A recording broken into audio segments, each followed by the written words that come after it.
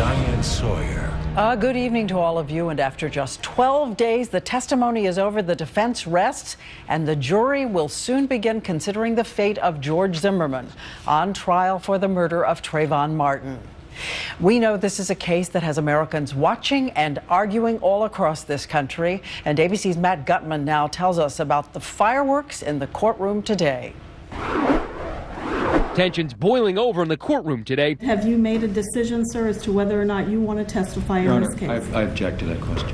Okay, overruled. 3 times Judge Deborah Nelson addressing Zimmerman directly. Have you made a decision as to whether or not you want to testify in this case? No, not at this time.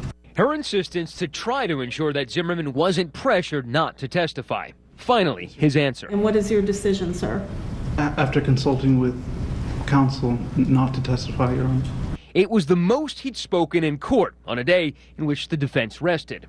Earlier, the defense called law enforcement trainer Dennis Roop, the witness saying Zimmerman was by no stretch an athlete. Under cross-examination, the prosecution used a foam mannequin to simulate the struggle that night. Were you aware that the defendant described to his best friend that when he slid down, the defendant slid down, that Trayvon Martin was up around his armpits?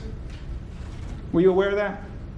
No, I've not heard that. Curious jurors and even the defense craning their necks to see. Where would the gun be now? Now the gun would be behind your left leg. Okay. The defense Mayor, you should go off a moment. using the same mannequin. Were the injuries on Mr. Zimmerman's back of his head consistent with someone doing this on cement? I don't think so. How about this?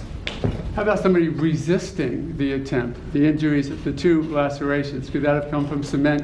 If somebody was resisting me pushing down like this? I believe so.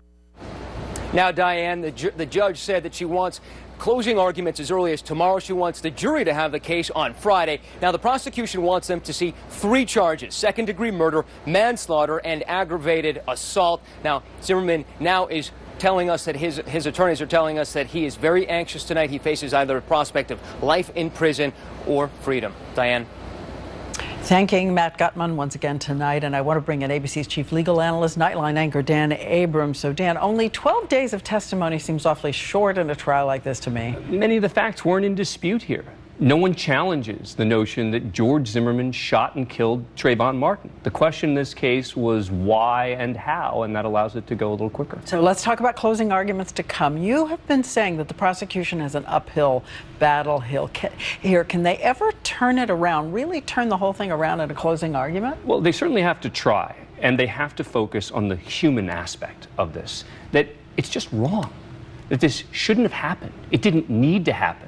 That this is a 17-year-old walking home with Skittles and an iced tea who didn't need to die. And I think that that's got to be the focus, and the fact that they believe George Zimmerman initiated the encounter. So they will be arguing the human emotion in this. Does this mean the whole question of race, which has been debated around this country, might be introduced by them? It's certainly going to be suggested by them.